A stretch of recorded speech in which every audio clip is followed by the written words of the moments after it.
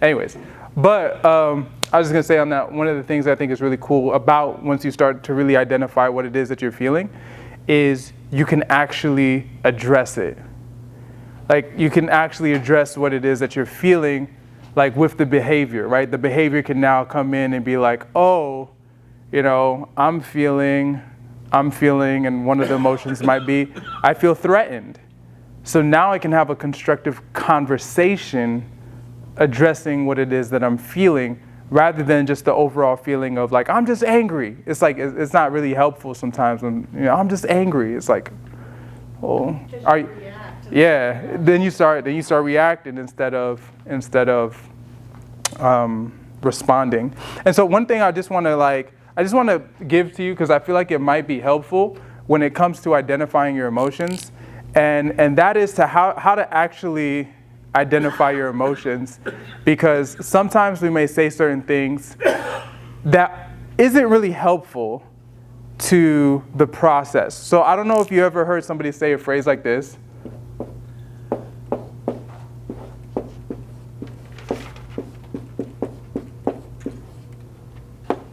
You ever heard somebody say that? I feel like.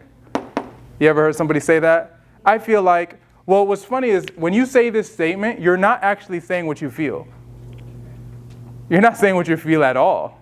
Like, you're saying what you're thinking. Right. So when you say, I feel like you don't care, it's like you're just saying what you're thinking, not what you're feeling. Like, you're just telling somebody what's going on in your head. I feel like you don't care. Or I feel like every time you come into the room, you're always yelling. I feel like, you know, that you don't like me. It's like, yo, but I do like you. And so you kind of see how that doesn't really help when you say, I feel like. What we should say instead, and this is very easy, right? Really easy adjustment. Just, I feel. I feel. Like, if you can't say it in that statement, then chances are it's not a feeling. But if you can say it in this statement, it's a feeling, right? Like, and so instead of saying, I feel like you don't like me, the conversation changes and you say, I feel unloved. Or I feel I don't belong.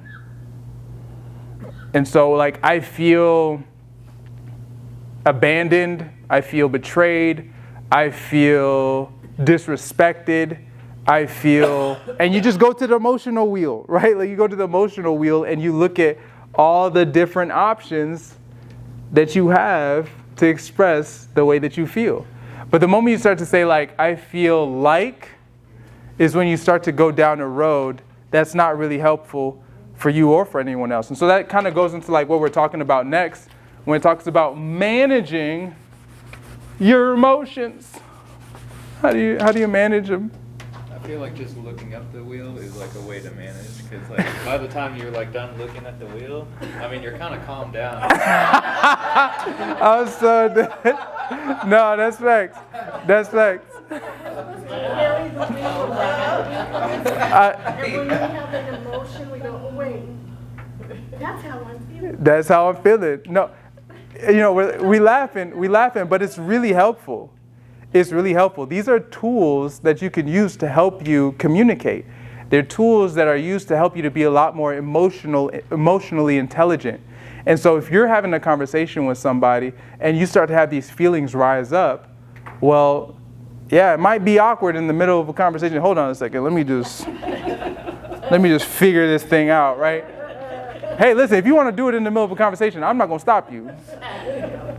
It might be helpful to do it maybe afterwards, or, you know, if you do, and we're going to go over something real quick that's going to help us navigate some of this. But when you get better and better at being able to articulate your emotion, it's going to help you be a better leader in your home, be a better leader at church, at work, in your friend groups. It's gonna help you stand out more than anything else. Because we live in a world where people can't articulate their emotions.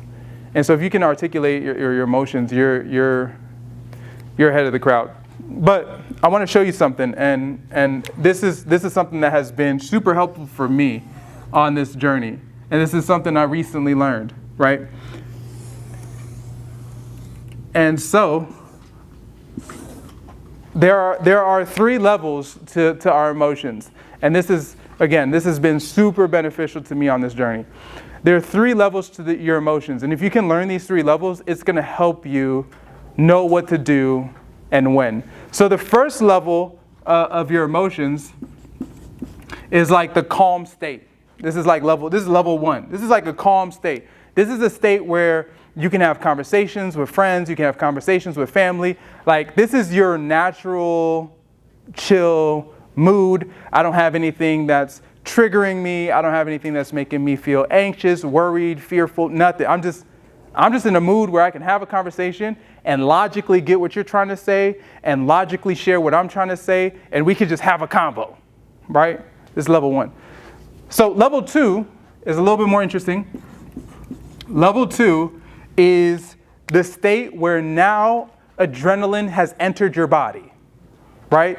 This is like the beginning stage of triggered. Like, this is when you start to feel your hands get a little moist. This is when you start to feel the sweat on your forehead, when you start to feel the shivers, the shaking, maybe when people's voice starts to get a little bit more rapid in speech, right? They're starting to pick up and pitch and everything. It's like, oh, okay, now we're getting somewhere. This is what I call the triggered stage. And in the triggered stage, there's a few emotions that pop up, or not necessarily emotions, but there's a few responses that pop up. And the first one is the fight, right?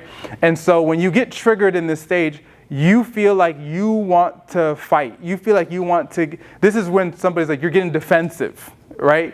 Like, this is when you want to defend, you want to fight, you want to push back, you want to say something, right? You want to be like, yo, this ain't what it actually is, right? And so you start to feel that coming on you.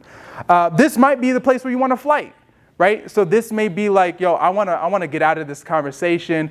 I want to leave. I'll say anything, do anything to get out. I just want to get out. Another one may be freeze, where you may just feel stuck, but you're feeling all this stuff and you're not saying anything. And this is, a lot of people just stick in the fight or flight response, but they don't realize that there's more, that there's the freeze response, that people can be frozen. And you may think like, oh man, this person's understanding. Like, no, but you kind of feel stuck, right? So you kind of feel a little frozen, right? You go silent, don't have anything to say, don't want to respond, don't say anything. And then there's fawn. And fawn is basically where you try to butter up the other person, or you try to I just want to get out of this conversation. I want to get out of this state, want to get out of this feeling. And so I'm going to be, friendly as I can towards this individual or towards this situation so I can get out. But everything has the same response, and they want the situation to end, right? What's cool about this situation is, like, level 2, you still have the ability to talk yourself down into a level 1. Like, you still have the ability to talk yourself down into a level 1. When you're level 2, it's not the end. You can still talk yourself down. You can still cause yourself to chill. You can cause yourself to relax a little bit. You can get out of the 2 into the 1. But level 3 is like panic. It's like panic attack. It's like, I'm so angry that I see red, right? Like, this is where there's no necessarily talking yourself down from a 3. Instead, what they suggest that you do when you're in a 3 is you actually got to find other ways to get yourself to come out of a 3. And that could be going on a walk, usually physical type things, because anxiety, stress, adrenaline, everything's so high that you got to find another way to come down. And so, again, different ways you can come down. Going on a walk, being outside in nature, cool, calm setting. Some people listen to music. Some people go out and get ice cream to chill out, because it's just rampant. And when you're up in this zone, from this zone kind of up, there's not a lot of logic. The higher up you go, the less logic that there is, and the more you're riding on emotion. This is the space where you have a child who, and this is based on a true story. This is where you have a child who gets really angry and upset, and they pack up all their toys and go run away from home. It's like, you're not gonna eat your toys. I don't know how you thinking this is all gonna work, but you're not thinking logically. You're not thinking on a wavelength that's actually practical. This is where people, yo, I'm moving out. It's like, yo, where you going? Like our salary is not that big. You're not gonna make it out there. Like we gotta, you're not doing that well, boy, right? And so we don't think logically. And so these are 3 different stages, but it's helpful to know these stages because you better know how to handle like talking and communicating with yourself, right? When you feel yourself going up into a 2 and you find yourself adrenaline coming into your body, coming into your mind, your heart, you're like, yo, I'm feeling riled up, then you know that one of the best things that you can do in this stage, because you can still talk yourself down from a 2 to a 1. One of the best things to do in this stage is to pull out the emotional wheel. Pull out the emotional wheel and identify it. Identify what's actually happening. The more you can articulate, the more you can communicate, the more you can bring yourself down just into the logic space. And one of the things that you could do too is find spaces to express what's on the inside. Find ways to get out whatever's on the inside. If you're not able to get out what's on the inside, you're going to end up going up into a 3. But if you can get out what's on the inside of you, it's going to help you go down into a 1. You can get out what's on the inside of you through prayer. You can get out what's on the inside of you through journaling. You can get out what's on the inside of you through talking with a friend. You just got to get it out so that you can come on down, right? And that, again, that emotional wheel does a phenomenal job. I'm not even going off of this thing. I'm sorry. I'm just like, yo, I just love this thing because this thing has been revolutionary to my life, y'all. Like it has been so amazing to just recognize, okay, I'm going up into a 2. Okay, what are you feeling? Like what's going on? What's going on inside? And I don't have this conversation necessarily all the time out loud, maybe if I'm on a walk, right? But sometimes I just think about it in my head. You good? What are you feeling? Oh, you feeling triggered? And when you start to realize, and this is actually the second one, perfect. Recognize triggers. Identify situations or interactions that commonly trigger strong emotional responses. Proverbs chapter 29, verse 11 says, fools give full vent to their anger, but the wise bring calm in the end. And so, again, full vent to the anger, going up here, go crazy. How do you get calm? You got to get out what's on the inside of you. And so one of the cool things about practicing this is when you come to the point where you start to recognize, oh man, these are the times I get triggered. Like for me, I can tell you, I can't tell you all, but I can tell you a lot of the times I get triggered. Like one of the times that I get triggered, and I came to realize this, is when I feel like my character is attacked. And I came to realize that growing up, like I used to be blamed for everything growing up. I'm serious. It felt like I did. I was like, yo, I'm just horrible, don't know what's going on, right? But I came to realize money went missing, Samson. The windows don't work in the car, Samson. Someone broke this, Samson. Okay, I maybe broke 1 or 2 of those things, but that's besides the point. The point is, like, it was like everything was me. But when people started, so what's cool is I came to realize, oh, Samson, this is a trigger. And so I came to realize I need to learn, and this is the beauty, y'all. This is the beauty. Don't miss this. I came to realize, okay, I have to trust that God, if God is the only person who sees me and knows, like, son, I know you. I know what happened. I know what I'm working in you. I know what's happening on the inside of you, and I'm proud of every moment of it, and we're good. Then it doesn't matter what anybody else thinks. And so I can literally work through my trigger with God. Where now when I feel like I'm being attacked for the character, it's all like, instead of me riling up and feeling like, yo, I gotta fight or flight or something or fawn, something, I gotta just figure out how to do this.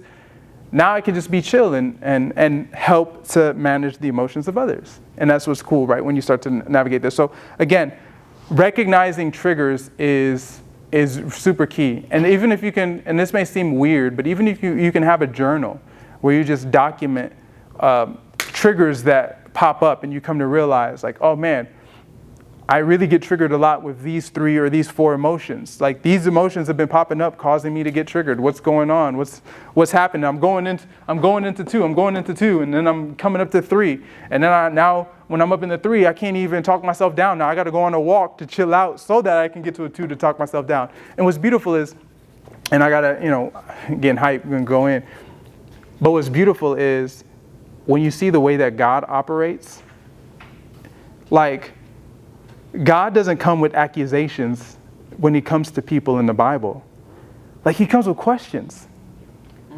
He comes with questions. And when he comes with questions, it's like he's like, listen, I don't want you to go up here. So I'm not going to say nothing that's going to send you up there. Instead, I want to come with curiosity, and I'm going to give you the opportunity to walk down. I'm going to approach you with curiosity and come down. That's the same way we need to approach ourselves, with curiosity. Samson, what's going on?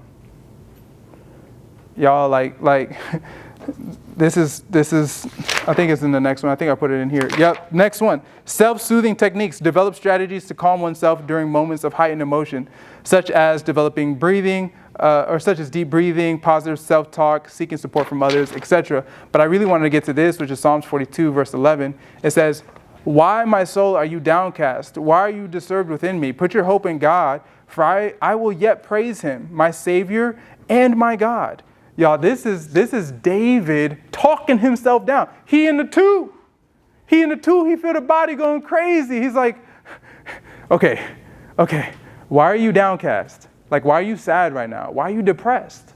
Like, what's going on the inside? All right, once you're talking yourself down into the one, then you can kind of like logic your way through and be like, all right, hey, listen, let's hope in God. Let's trust in God. He's trustworthy. He's come through so many times in the past. He's going to continue to come through in the future. We have nothing to worry about. Y'all, when you can get like David, be over here on some, okay, drop it down to a one, it's going to help you, again, while we're going into the next session when we talk about connecting and having conversations with others. It's going to help so much when it comes to connecting with others, because could you imagine two people having a conversation, they're both like in this space? They're both in the 2 level. Can you imagine people in the 3 level having conversation? Hope they come out alive. Yeah, no, that's it. No, straight up. But what's cool is, and this is just another comment before we go to the next one, which is like, once you learn how to keep bringing yourself down to this level 1, what you actually start to see happen over time. And I didn't think this was possible. My counselor was telling me about this, and when they broke it down like this, I was like, I don't think that's possible. But then you come to live it, and you're like, oh, I guess it is kind of possible. Which is, instead of your life looking like this huge thing, bell curve. Thank you. I was like, yo, this thing right here, it can eventually start to look like this. Where going up into the 3 is just like not as common as it used to be. It's like, it's foreign up there. And then it can eventually get to the point where it's like this, where you feel your body enter up, and you know your body, you're familiar with the way it works. When an emotion comes, you're not judging your body, you're not getting upset, you're not getting angry, you're recognizing, okay, this is the emotion I'm feeling. Maybe you go to the wheel, right? You check it out. Yep, that's what I'm feeling right here. I'm just going to go on a walk, and talk myself down into a 1. And you become so smooth with just like recognizing, like, okay, I feel it, I recognize it. And then people be like, man, I never see you like angry. I never see you in this, or I never see you in this, like yelling at people, going off, like, what's up? These seasoned individuals. But I come to realize, like, from having the conversation with my counselor and seeing my own life, I'm like, oh wait, no, they've really understood emotional intelligence. And emotional intelligence starts with how you handle your own emotions. Emotional regulation. Practice regulating emotions by acknowledging them without judgment and choosing constructive ways to express them. And so we talked a little bit about that. And in James chapter 1, verse 19, it says, "My dear brothers and sisters, take note of this. Everyone should be quick to listen and slow to speak and slow to become angry." And I think that's what happens after doing this, right? I think the anger that James is referring to here is this level anger. This level anger where you're not using logic anymore, where your behavior is now cussing somebody out. And it's like, And we can cuss people out without using bad words. I just want to, just in case some people might be like, oh, I never. It's like, no, you can say some stuff to people that make them leave in a very horrible feeling way, right? But it's because we're operating, it's not because we hate them. It's not because we're angry with them and we don't like them or we think that they should get lost. We say those things because we're not thinking logically. Because guess what? The reason I know this, what happens 2 days later? I'm sorry about what I said. What? Like, what? Like, the reason we're sorry about what we said is because we realized that we were talking nonsense. We were talking foolishness. Like, you know, it happens all the time in parent-child relationships, in marriage relationships, in relationship with church members. It's like, yo, we're all trying to, like, love Jesus. Like, we're all trying to grow up in Christ. Not hating you, right? You didn't do anything, like, you didn't come murder my family, right? Like, it's nothing intense. But I said those things because I was talking here and not here. I was talking about what my body was feeling and the craziness and not talking like real, like truth. And so anyways, so over the next couple minutes, we're gonna do one more exercise. Or no, we're gonna do two more. This is one more. We're gonna do one in this. Anyways, we're gonna do, and this is what I want y'all to take some time to do. I want you to take some time, and I want you to look over the past 2 weeks, past month. We could even do past year, and I want you to maybe identify some emotions that you've felt. It could be, I think the more constructive it can be is like if it's recent, right? Like if it's the last week, the last month. If it's the last year, go ahead, do it. I don't mind it. But I want you to take inventory of, okay, what emotions have I felt recently? Look at the wheel. And I want you to ask yourself the question, okay, how can I talk myself down from that space? Or if I was in the 3, what could I have done in the aspect of like go on a walk, go on a venting session and talk to God? Listen, if you can go on a venting session and talk to God, chances are you're in this section. All right, I'm just gonna let you know. If you can talk about it, you're in this section. If you cannot talk about whatever just happened, you're in a 3, and it's not helpful to talk about it. It's better to process it through a walk or through, listening to music or through, because sometimes and I think the Bible shares it best, maybe it's in Romans when it talks about like the things that we can't even like talk, like the Spirit makes intercession for us. I believe those are in the moments when we get into the 3 where we're so out of whack, when something devastating happens. Many times it's devastating things that happen, or maybe it's trauma that's been built up over the years. And so when you get triggered, and there are people who when they get triggered, they don't even experience level 2. They jump straight up into a 3. And so it's like, that's just the trauma that has taken place over their life that when they feel it, they rise all the way up into it. And so I'm just making sure you can tell the difference between a 3 and a 2. I don't want someone being like, I think it was a 3. Like, if it was a 3, chances are you couldn't talk about it, you couldn't think about it, you just had to that's when people slam doors to get out of situations. That's when people do things that are like unthinkable. It's like, yo, what? What did you do? It's because they went up into that 3 and they didn't know how to regulate. And so anyways, take time, review over the last week, month, year, and take some notes as to where you were at, what you could have done, what you plan on doing next time, all that beautiful stuff.